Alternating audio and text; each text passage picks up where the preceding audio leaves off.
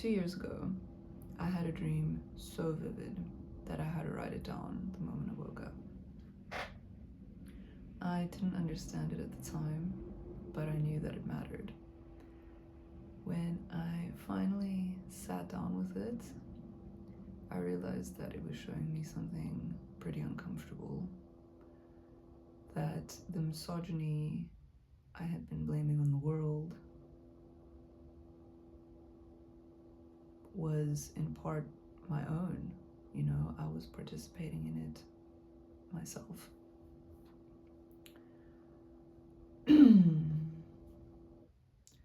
So I want to tell you about the dream, not because it's some kind of mystical thing necessarily, but because some dreams really leave an impression, and this one did something for me. It started with me in a house and some comments from my mother about my body, which made me feel very uncomfortable and self-conscious. Then I was at a table surrounded by women with a pink cake, and they all started eating the cake, and I said, "That's my cake, I want some too," because I knew the cake was for me. And someone said, "Then have some, it's for you." So I took a slice, and people dispersed as I started doing that. The women. Then I went outside, found myself in some kind of medieval village, looking for someone, but I don't know who. I find a stone wall, wide at the bottom and narrower at the top, and I climb it. 2 guides, a man and a woman, ask if I'm ready. I say yes, but as I cross the wall, I get paralyzed by fear. I have to crouch down and shimmy across it. The woman looks back at me confused and says, "I thought you were ready."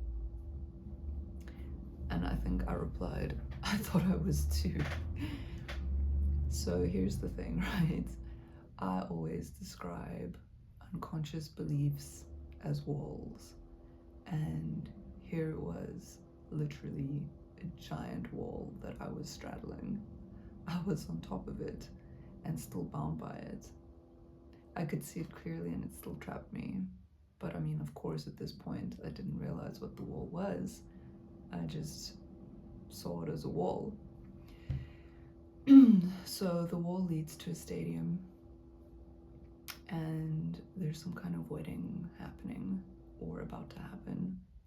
I know it's mine, and I'm marrying a man I don't know, can't name, but I feel that I've known my whole life. While there are people around me and they're whispering about me and I can hear them, but they're talking about me as if I'm not there.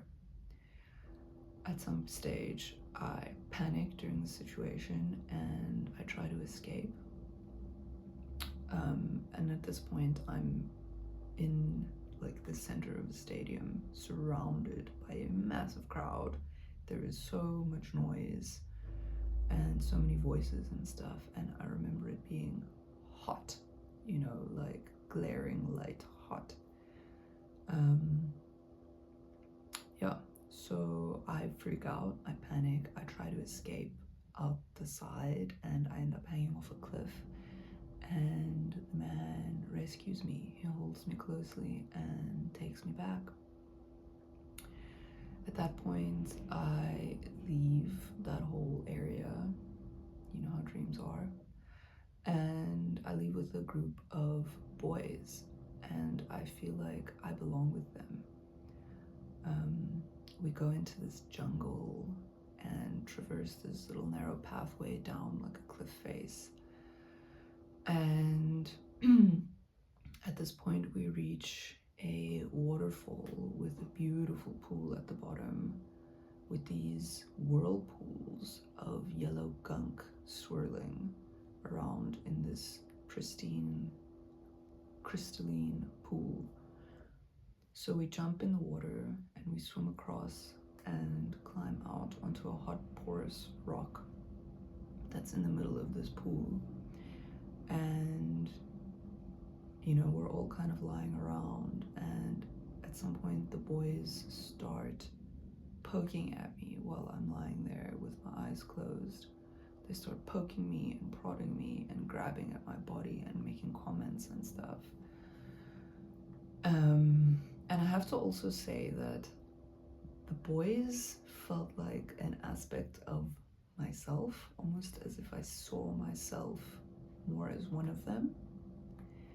And it's interesting to note that there were maybe 5 boys and 1 girl version of me. I find that quite interesting. Anyway, at that point, I was woken up by my cat and the dream was done. But I have to just say that it felt so powerful to me. Right, so as I wrote this down and went back to it a few days later, it started to kind of make sense to me, right? The dream wasn't just showing me misogyny being done to me. Those boys on the rock aren't separate from me. They're parts of me, products of the same conditioning. And every time I judge my body, I'm participating in the system that hurt me. Every time I shrink my worth down to how I look, I give it credit. Every time I perform femininity instead of just being who I am, I take part in my own oppression. And every time I compare myself to another woman, I cut myself off from connection with her. So what do you do once you've seen that? You can't unsee it. I had this dream 2 years ago, more, if not more, and I'm still unpacking it. But I keep coming back to it, you know, to the beautiful waterfall, how wild and untamed it was. And it feels like home, you know, it's the sacred part within me that the conditioning tries to cut me off from.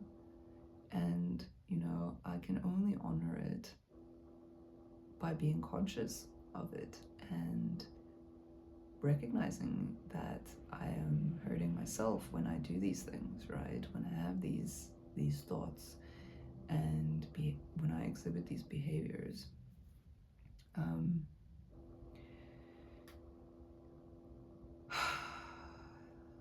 You know, by choosing awareness,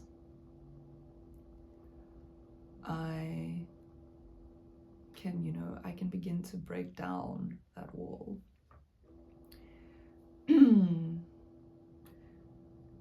So, you know, here's what I've noticed about my own tension, my physical tension that I feel, is when I actually notice how tense I am, I can actually relax. But I have to notice it, right? And the noticing, being conscious, is what takes effort. You know, I lose that consciousness so quickly, and minutes later I'm tense again without realizing it. And it really just comes down to awareness and intention. You know, my body puts the brakes on, you know, telling me, hey, slow down, when my mind starts moving too fast.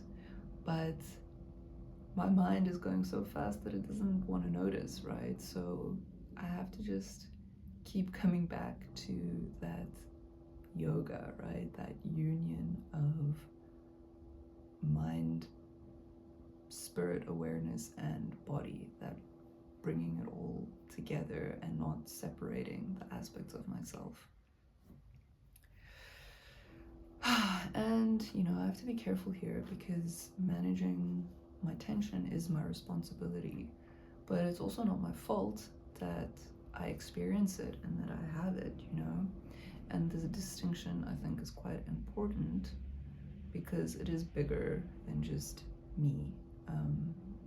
We live in a system where safety isn't really guaranteed anymore unless you're at the top, and survival's been kind of broken down into things that you need capital to access instead of just your own two hands.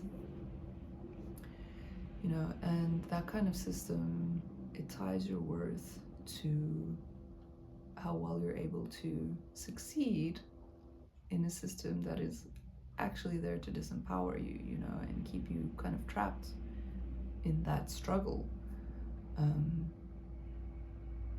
You know, and my internalized misogyny and that structure, that system, they're not separate.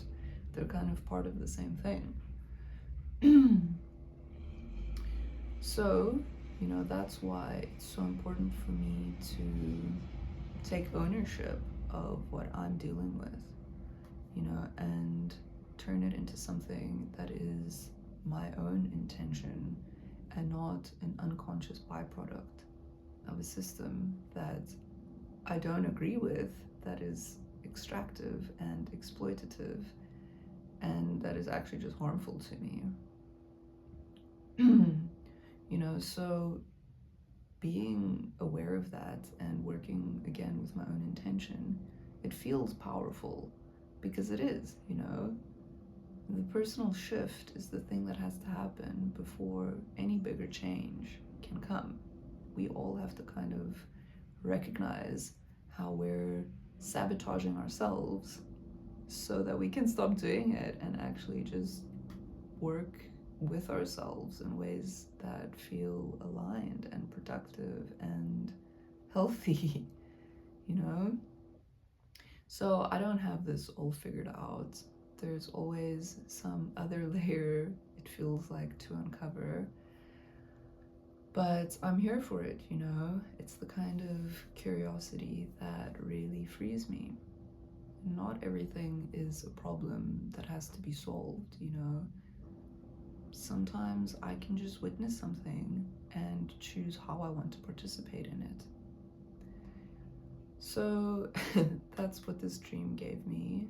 I hope some of that can be useful to you. Yeah, I do think that dreams can be incredibly powerful if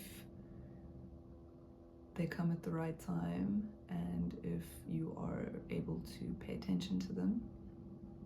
Obviously, not every dream is significant, but this genuinely showed me something of myself that I wasn't aware of, and it genuinely has helped me to dismantle that wall within myself. So, you know, it's a slow process, but it all just starts with being willing to see what's there instead of imposing what you wish were there. Yeah, so let me know if you've had similar experience, if you've had a moment of recognition of your own internalized misogyny, or perhaps something else like racism, you know, because that is I will just quickly, as an aside, say that growing up as a white person in post-apartheid South Africa, I was born in 1990, 4 years before democracy officially came. Yeah, I feel that there is so much internalized racism in the world, but also just specifically in this context that I'm dealing with. So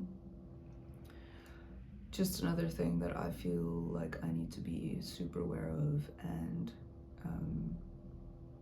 yeah, heavy stuff, I know, but I think it's what's needed if we hope for a better world. You know, we got to be able to actually deal with what's there, and again, not just hope that things will be the way we want them to be without us actually making an effort to change ourselves.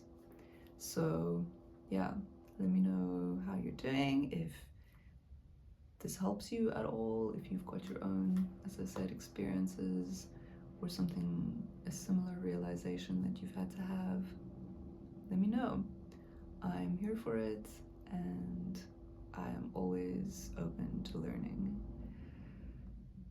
Okay, have a good one. Thank you for watching, and yeah, keep safe.